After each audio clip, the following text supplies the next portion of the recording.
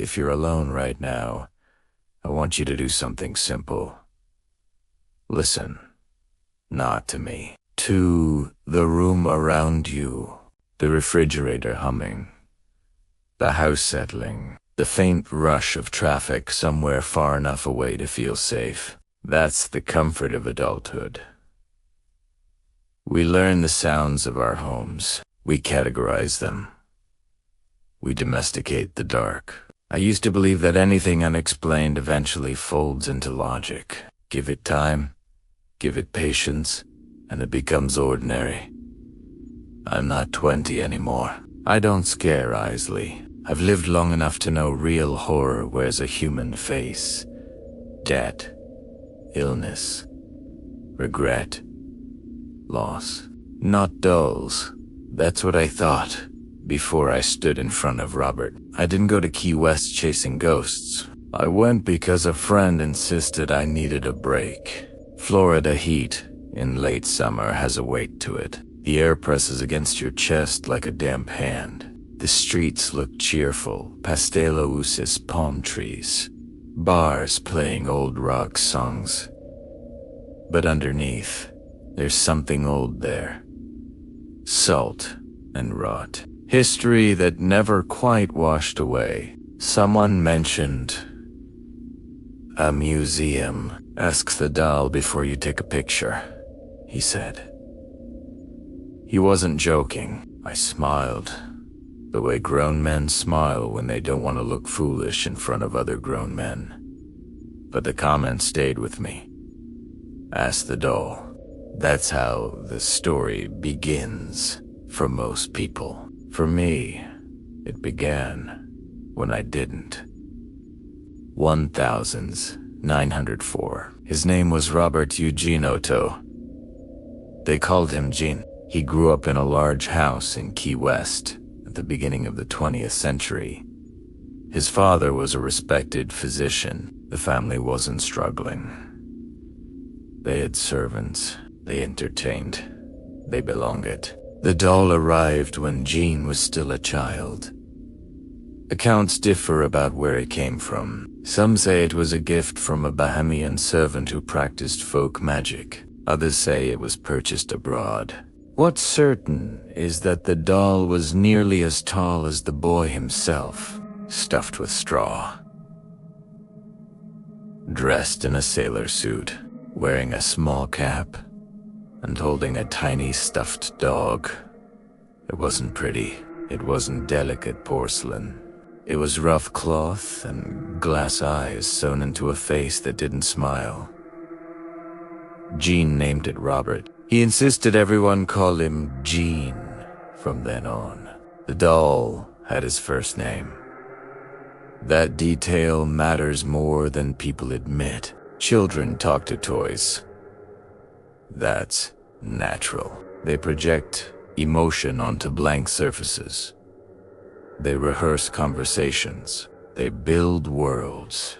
But Gene didn't just talk to Robert. He paused, as if waiting. Servants reported hearing conversations coming from the upstairs bedroom long after the house had gone quiet. Not giggling, not playful storytelling. Conversation. Two voices. One distinctly the boy's. The other lower, strained, not adult, not quite child. When his mother asked who he was speaking to, Gene would answer calmly, "Robert." And that was supposed to be enough, until the night she heard the other voice answer back. She opened the door. Gene was sitting on the bed. The doll was across the room, facing him. No one could explain how it got there, and no one could explain why her son looked afraid. Blame.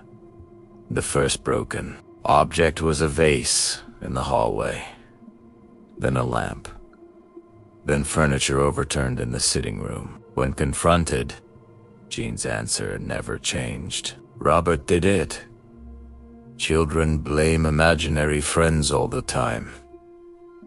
It's convenient. It deflects punishment. But servants began noticing something unsettling. The doll did not stay where it was placed.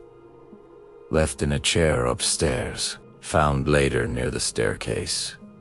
Placed in the bedroom, discovered in the dining room. Always upright, always positioned as if observing. Neighbors claimed they saw a small figure at the upstairs window when the family was away. Lace curtains would shift, and a pale shape would be visible just long enough to register. When Gene was asked about it, he grew defensive, not embarrassed. Protective.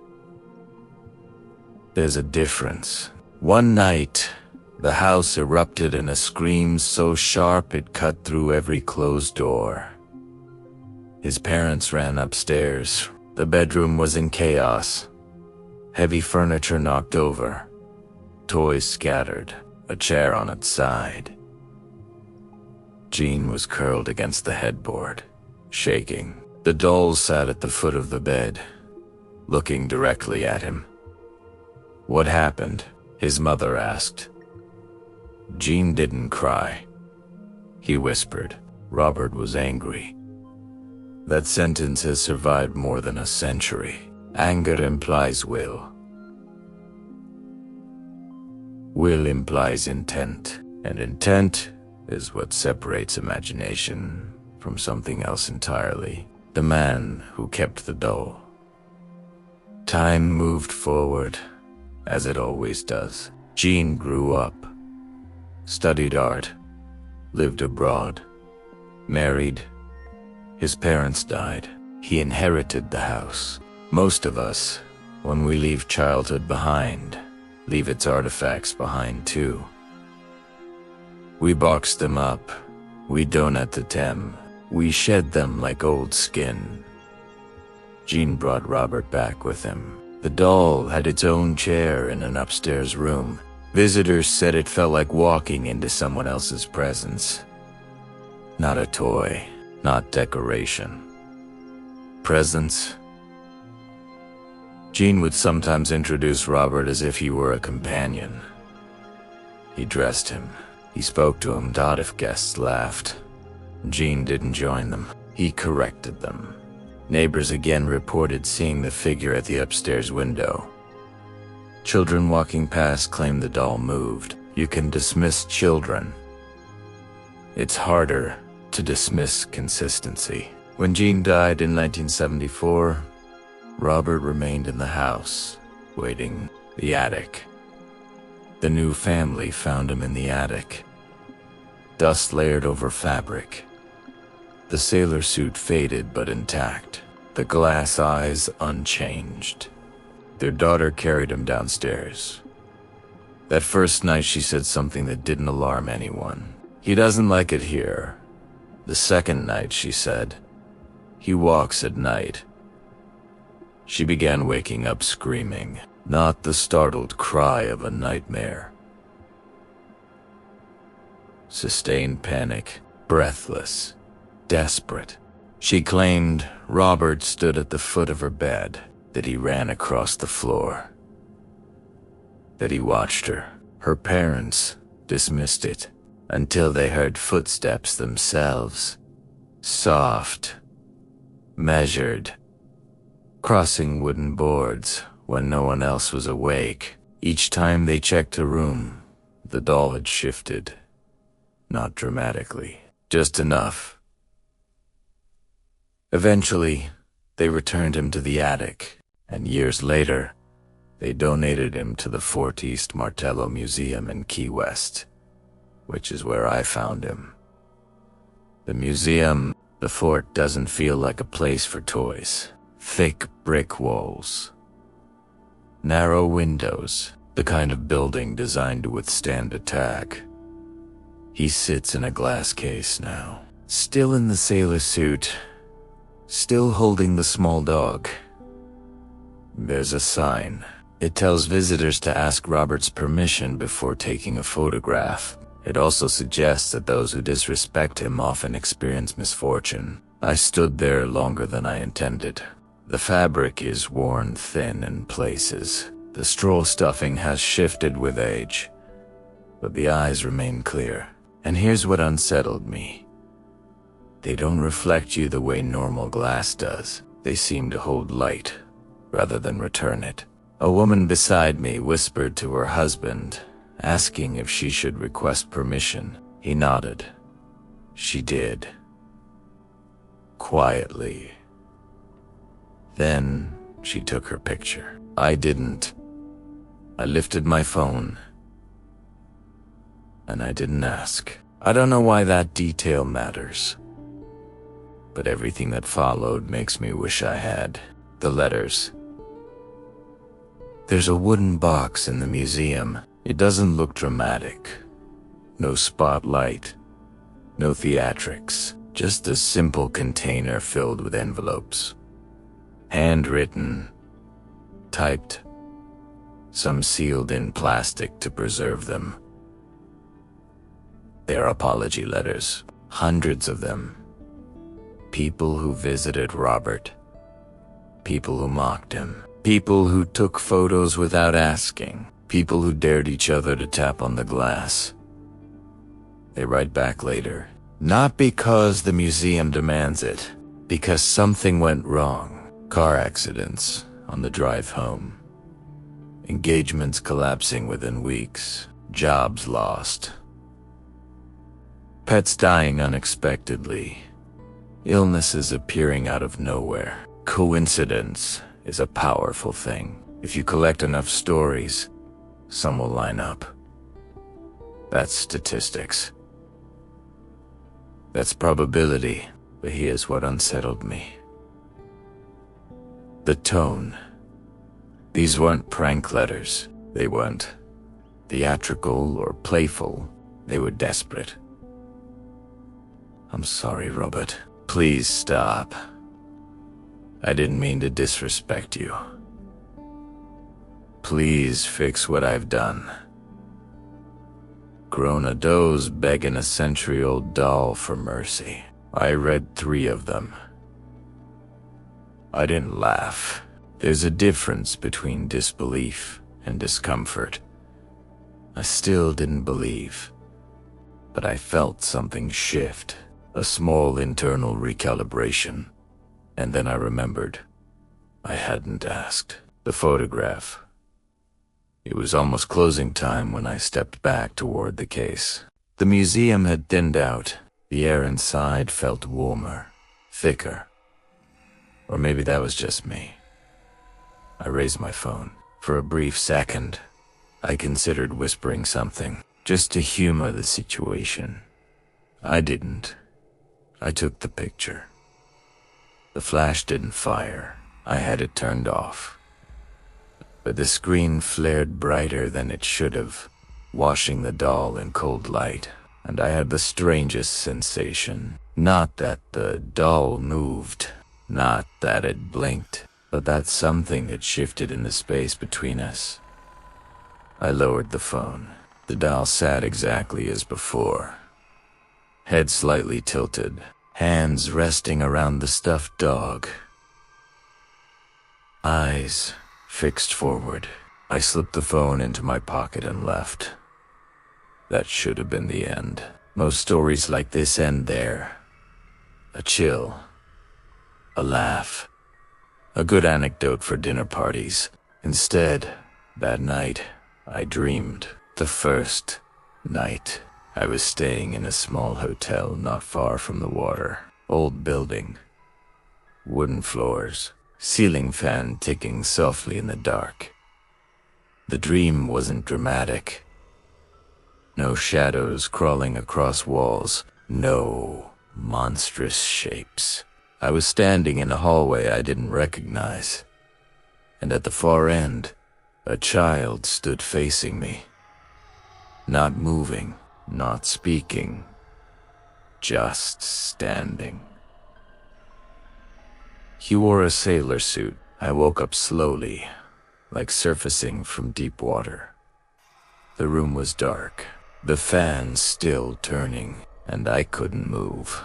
If you've ever experienced sleep paralysis, you know the sensation. Conscious, but trapped.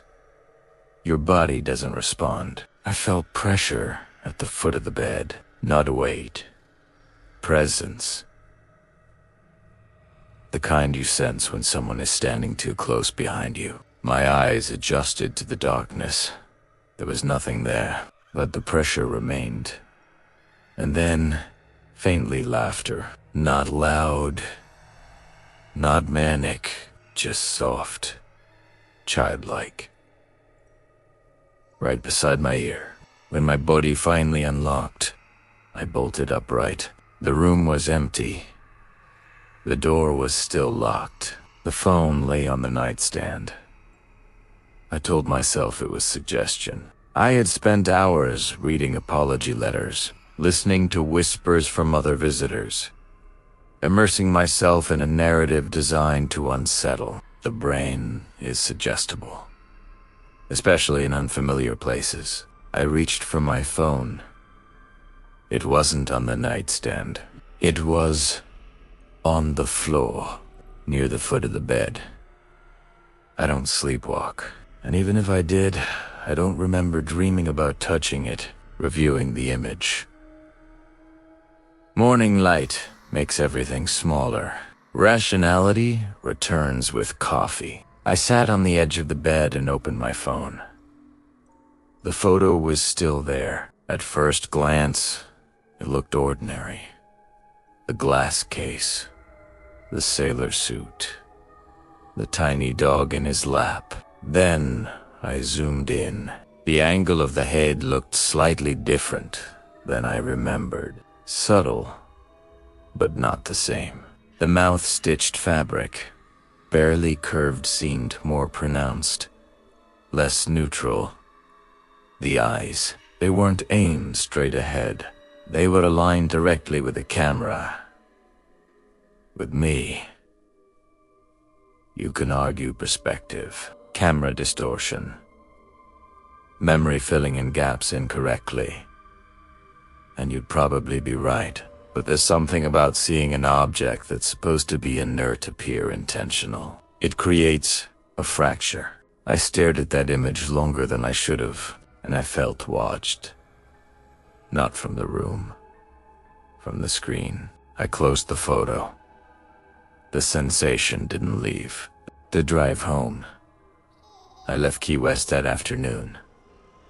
The highway out of the city stretches long and exposed over water. Miles of road suspended above the ocean. Beautiful in daylight. Halfway across, my engine light flicked on. I ignored it. 5 minutes later, the temperature gauge spiked. Steam curled from beneath the hood before I could pull over. I stood on the side of that bridge under relentless sun, waiting for roadside assistance, staring at the endless water. Mechanical failure happens. Cars break down, but I had serviced mine 2 weeks earlier. The repair cost more than it should have. That night, back home, the unease returned.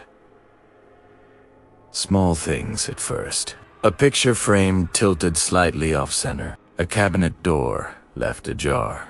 You could blame forgetfulness, fatigue, stress, until the dream came back. Same hallway, same child. Closer this time. I woke before he reached me. The laughter came again. Soft, patient.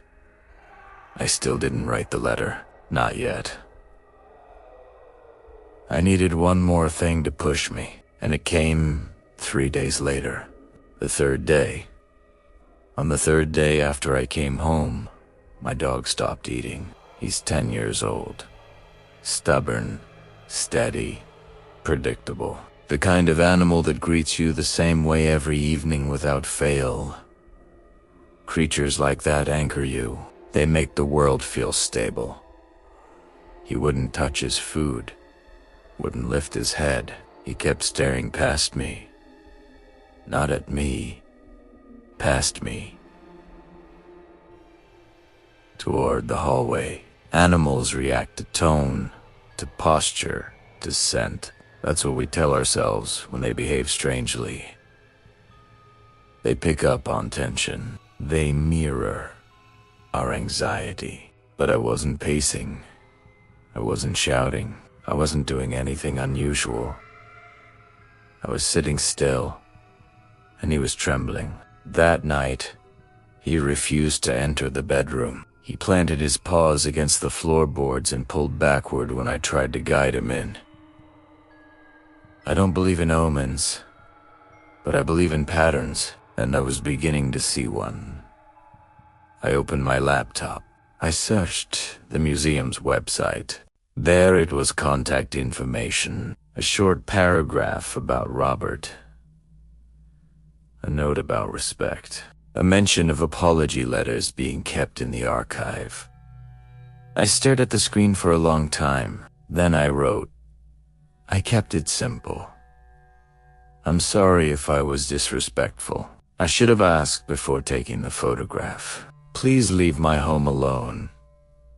I read it twice.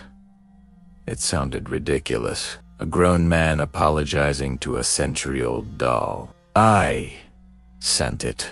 Anyway, the response. 2 days later, I received a reply. Polite, professional, brief. They thanked me for reaching out. They said my letter would be placed with the others and shown to Robert. Shown to him. That phrasing lingered. They ended the message with a suggestion. Visitors often find peace after making amends. Peace. I didn't feel peace. Not immediately. That night the dream changed. The hallway was shorter, the child closer. I could see his face. It wasn't grotesque, not twisted, not monstrous. It was blank, emotionless. He held something in his hands, a small stuffed dog. When I woke, I wasn't paralyzed. I was sitting upright in bed. I don't remember sitting up. The room was dark, and for a moment, just a fraction of a second, I thought I saw a shape in the chair near the corner. Small, still. I blinked. It was only the coat I'd thrown over the back. That's how it works, I told myself. Fatigue fills in silhouettes. The brain completes unfinished shapes, but my dog walked into the room slowly. For the first time in days, he jumped onto the bed, curled beside me, and slept. The dreams stopped after that. The hallway vanished. The laughter faded. The small disturbances in the house, the tilted frame, the open cabinet. Life returned to its usual texture. Predictable, manageable, normal. That should be the comforting part of this story. It isn't. What stays? Months have passed. The photograph is still on my phone. I haven't deleted it. I tell myself it's documentation, a reminder of how easily the mind can spiral when fed suggestion. But sometimes I open it, just to check. The doll sits in the last case. Sailor suit. Kept tiny dog. And those eyes. Every time I look, I have the same thought. Not that it followed me home. Not that it attached itself to me. Something else, that it noticed me. That's worse. Because if something follows you, it's interested in proximity. If something notices you, it doesn't. They need to move. I don't know whether Robert is cursed. I don't know whether a servant singer in 1904 embedded itself in cloth and straw. I don't know whether generations of storytelling carved fear into something otherwise ordinary. What I know is this. Hundreds of adults have written apology letters. Not because they were told to, because something in them shifted.